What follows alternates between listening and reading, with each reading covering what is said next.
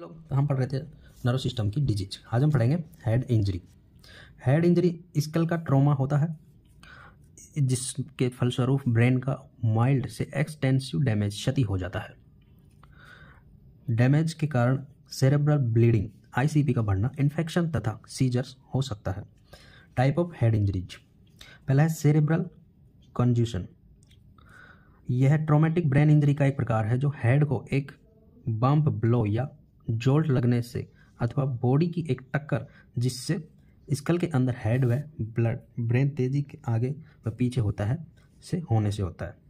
Second है cerebral contusion.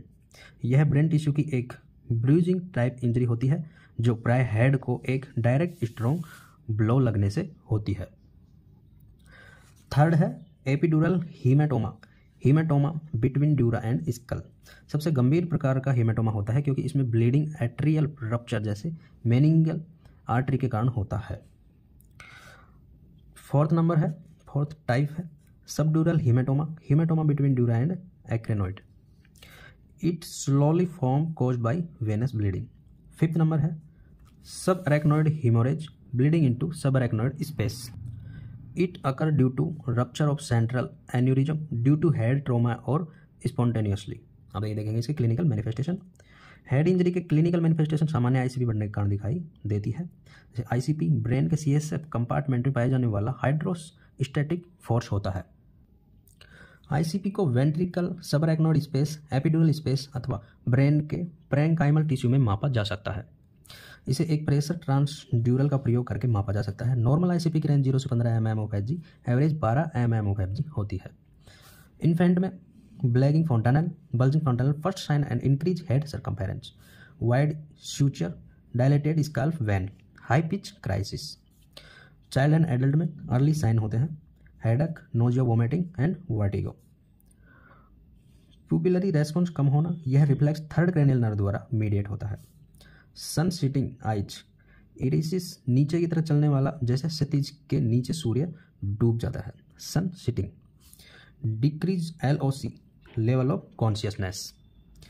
Confusion, disorientation, lethargy, obtundation, having diminished arousal and awareness, stupor and coma. CSF drain from ear and knows.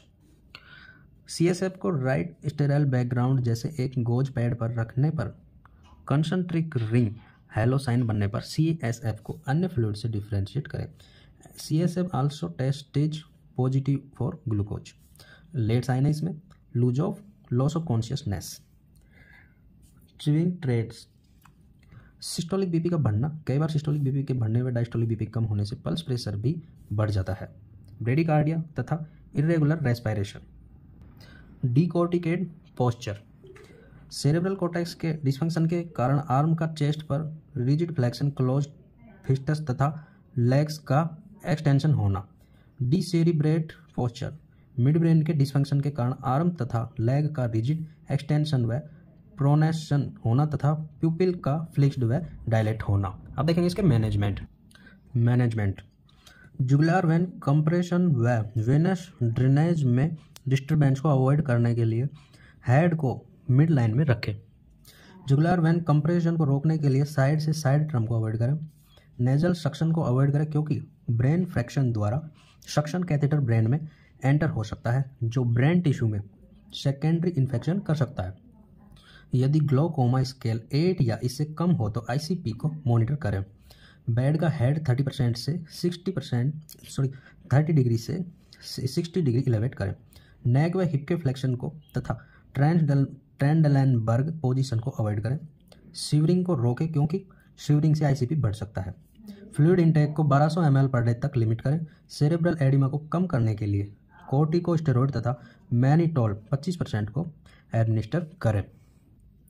Next disease है epilepsy. Brain के neuron में असामान्य, अचानक व अत्यधिक electrical activity का discharge होना सीजर कहलाता है। क्रोनिक सीजर एक्टिविटी को एपिलेप्सी कहते हैं। अब देखेंगे इसकी aetiology. Brain tumour most common cause. Head trauma within 1 year from head injury. Toxins, hyperpyrexia and cerebral hypoxia. Infection, meningitis, encephalitis.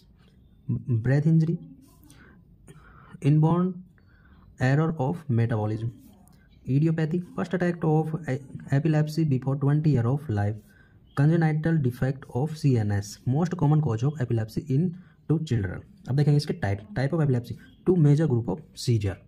पहला है generalised seizure. Generalised seizure brain के दोनों हेमिस्फेयर से एक्सेसिव इलेक्ट्रिकल डिस्चार्ज होने के कारण आते हैं। जनरलाइज्ड सीजर 4 प्रकार के होते हैं। फर्स्ट है tonic clonic scissor, grand mile. इस प्रकार के सीजर में 3 फेजेज होती है, जैसे यूरा, टोनिक, क्लोनिक। पहला है यूरा। सीजर आने के सिंगल जैसे इरिटेबिलिटी, रेस्टलेसनेस, हेलुसिनेशन तथा इंसोम्निया होना। टोनिक होता है लगभग 10 से 20% तक आर्म व लेग्स की मसल की स्टिफिंग होना तथा कॉन्शियसनेस का लॉस होना। क्लोनिक होता है लगभग 30 से 40 सेकंड तक एक्सट्रिंसिक में जर्किंग होना। सेकंड टाइप है पेप्टिक माल, एब्सेंस सीजर। अल्प समय 5 से 30 सेकंड तक कॉन्शियसनेस में अल्टरेशन आना। सामान्यतः यह बच्चों में होता है। पेशेंट टिपिकली ए चाइल्ड एक ब्लैंक फेशियल एक्सप्रेशन दिखाता है तथा कुछ मूवमेंट्स जैसे रिपीटेड आई ब्लिंकिंग या रोलिंग व लिप स्मैकिंग भी हो सकता है। थर्ड है माइलोकोनिक और माइनर मोटर सीजर। एक्सट्रीमिटीज में अल्प समय के लिए जनरलाइज्ड जर्किंग अथवा स्टिफनिंग होना।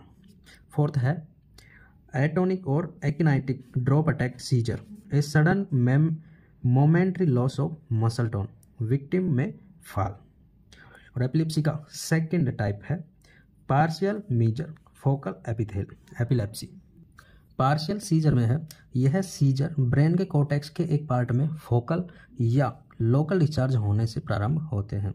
The most common type of partial seizure are पहला सिंपल पार्शियल, लोकलाइज्ड एरिया में कॉन्शियसनेस के साथ सीजर एक्टिविटी होती है। जब पेशेंट सीजर एपिसोड के दौरान जागृत अवेक रहे उसे सिंपल पार्शियल सीजर कहते हैं। जैक्सन सीजर, कभी कभी मार्च सीजर भी कहते हैं, एक प्रकार का सिंपल पार्शियल सीजर है। क्लासिक मार्च थंब से प्रकट होता है तथा आर्म तक प्रोग्रेस करता है। सेकंड है कॉम्प्लेक्स पार्शियल और psychomotor seizure, most commonly involve area in temporal lobe. यह कुछ समय तक अल्टर्ड बिहेवियर जिसके बारे में क्लाइंट अनअवेयर होता है तथा कुछ ऑटोमेटिक एक्टिविटी जैसे lips making, picking of cloth तथा चेविंग द्वारा प्रकट होता है। अब देखेंगे इसके कॉम्प्लिकेशन। स्टेटस एपिलेप्टिक्स, बिना रुके लगातार सीजर एक्टिविटी, एक के बाद एक बिना lucid interval without brief रिमिजन of symptoms के 2 सीजर आना अथवा कोई सीजर जो 5 से 10 मिनट से अधिक समय तक रहता है स्टेटस एपिलेप्टिक कहलाता है। इसमें सेडेटिव जैसे डायजेपाम एडमिनिस्टर करते हैं। अब देखेंगे इसके डायग्नोसिस। एबनॉर्मल इलेक्ट्रोएन्सेफेलोग्राम ECG करते हैं। अब इसके मैनेजमेंट, पेशेंट को इंजरी से प्रोटेक्ट करें। यदि पेशेंट खड़ा हो तो फ्लोर पर बिठाएं और बेड पर है तो साइड रेल्स लगाएं। सीजर के दौरान पेशेंट को सावधानीपूर्वक ऑब्जर्व करते हुए इंजरी से प्रोटेक्ट करें। यदि पेशेंट खड़ा हो तो फ्लोर पर बिठाएं, यदि बेड पे हो तो साइड रेल लगाएं। पेशेंट एयरवे मेंटेन करें तथा जाव को ओपन करने के लिए फोर्स नहीं करें। Administer for anticonvulsant anti seizure medication. यह ड्रग्स नर्व सेल मेम्ब्रेन को एस्टेबलाइज करके तथा एपिलेप्टिक डिस्चार्ज को एडजेसेंट नर्व में फैलने से रोककर कार्य करती है। Example are valproic acid, phenytoin, sodium, carbamazepine, divalproex, gabapentin, phenobarbitone, sodium. Common side effect are gingival hyperplasia, blur vision, nystagmus, hyperglycaemia and blood decreased, low platelet and WBC count. Phenytoin को केवल NS में ही mix करना चाहिए, dextrose के साथ नहीं। Phenytoin birth control पिल के प्रभाव को कम करती है तथा यदि प्रेगनेंसी में ली गई हो तो टेट्रोजेनिक इफेक्ट कर सकती है। Carefully observe and record detail of event during seizure. Airway clearance हेतु फ्लूइड का सक्शन करें। क्लाइंट के हेड को साइड में टर्न करें। पेशेंट के साथ रहें तथा रिट्रेन नहीं करें।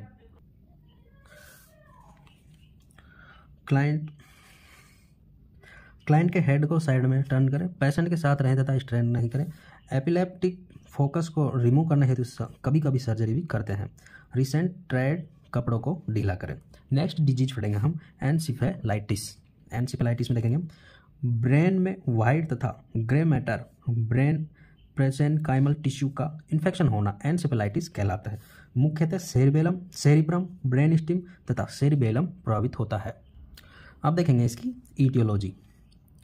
Infection by virus most common cause bacteria, fungi and parasite enter into nasal mucosa during swimming. Mosquito borne equine arbovirus और in some cases tick borne virus at are the most common cause of encephalitis. अब देखेंगे इसके clinical manifestation. अचानक headache तथा vomiting के साथ fever आना first symptoms हो सकता है। नकल रिजिडिटी, कॉन्शियसनेस तथा मेंटल स्टेटस के लेवल में परिवर्तन, साइन ऑफ इंक्रीज आईसीपी। अब देखेंगे diagnosis. Diagnosis clinical presentation, blood व सीएसएफ का कल्चर व एग्जामिनेशन तथा सीटी स्कैन व एमआरआई पर बेस्ड होता है। अब देखेंगे इसके मैनेजमेंट। ग्लासगो कोमा स्केल का प्रयोग करके कॉन्शियसनेस के लेवल को असेस करें। हर्पिस एनसेफेलाइटिस के लिए एसिक्लेवियर एडमिनिस्टर करें। बेड के हेड को 30 से 45 डिग्री तक एलिवेट करें। ऑस्मोटिक, डायरेटिक, मैनिटोल तथा कोर्टिकोस्टेरॉइड का प्रयोग करके बढ़े हुए आईसीपी को कंट्रोल करें। तो thank you guys watching for video. आज हमारा नर्व सिस्टम और उसकी डिजीज पूरी हो चुकी है। नेक्स्ट सेशन में देखेंगे रेस्पिरेटरी सिस्टम। बने रहिए हमारे साथ, चैनल को फॉलो करें एंड पेज को लाइक करें। Thank you guys, thank you so much.